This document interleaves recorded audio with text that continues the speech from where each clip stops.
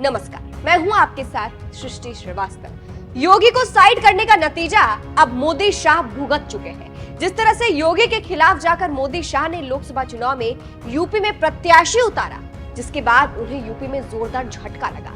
मोदी शाह को एक सबक मिला, इसीलिए अब उपचुनाव में योगी को साइडलाइन करने की गलती मोदी शाह नहीं करने वाले हैं। ऐसे में मीटिंग में राजनीति के चाणक्य कहे जाने वाले गृह मंत्री अमित शाह को उत्तर प्रदेश के मुख्यमंत्री योगी आदित्यनाथ के सामने झुकना पड़ा है।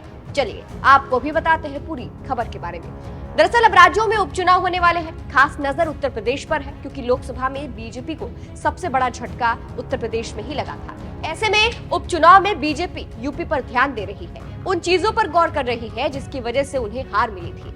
मीडिया रिपोर्ट्स के मुताबिक उत्तर प्रदेश की 10 विधानसभा सीटों पर होने वाले उपचुनाव को लेकर दिल्ली में बीजेपी अध्यक्ष जेपी नड्डा के आवास पर एक बड़ी बैठक बुलाई गई। इस बैठक में गृह मंत्री अमित शाह के साथ साथ यूपी के सीएम योगी आदित्यनाथ, यूपी के दोनों डिप्टी सीएम केशव प्रसाद मौर्य और ब्रजेश पाठक के अलावा कई नेता मौजूद थे। इस बैठक में जो हुआ, इससे हर कोई चौंक गया। हिंदुस्तान की एक रिपोर्ट के मुताबिक मीटिंग में कहा गया है कि चुनाव प्रचार में सभी 10 सीटों पर सीएम योगी आदित्यनाथ के साथ साथ डिप्टी सीएम केशव प्रसाद मौर्य जाएंगे। इसके अलावा कई सीटों पर ब्रजेश पाठक भी साथ रहेंगे, यानी सीएम योगी के साथ दोनों डिप्टी सीएम को रहना ही पड़ेगा।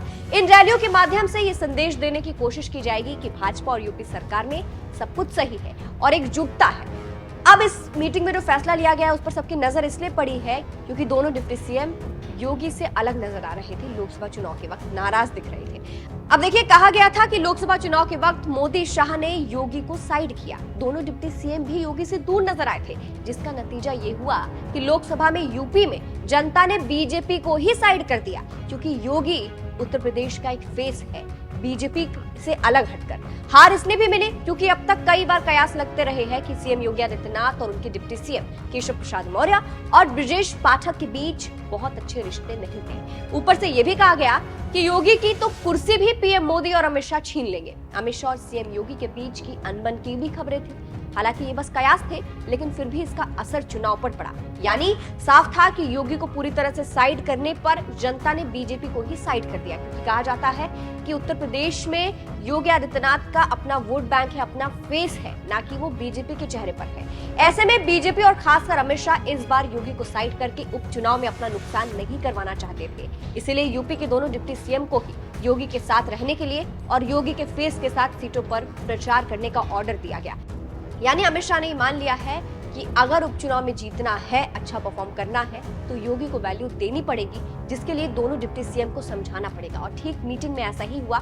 अमित शाह ने दोनों डिप्टी सीएम को समझाया कि योगी के साथ प्रचार करना है। उन्हें मानना पड़ा कि योगी यूपी का फेस है और उनसे ही वोट मिलता है। इसीलिए दोनों डिप्टी सीएम को चेतावनी दी गई है। इसीलिए कहा जा रहा है कि योगी आदित्यनाथ के सामने अमित शाह एक तरीके से झुके हैं, क्योंकि उन्होंने माना है कि यूपी में योगी का ही राज चलता है। इसीलिए दोनों डिप्टी सीएम को ही उन्होंने मनाया है। फिलहाल आपको बता दें, लोकसभा चुनाव में उत्तर प्रदेश में बीजेपी को 80 में से केवल 33 सीटें मिली थी और समाजवादी पार्टी और कांग्रेस वाले गठबंधन को 43 सीटें मिली थी। तो इससे समझा जा सकता है कि इस बार बीजेपी वही गलती दोबारा नहीं करना चाहती और योगी का ध्यान रखा जा रहा है।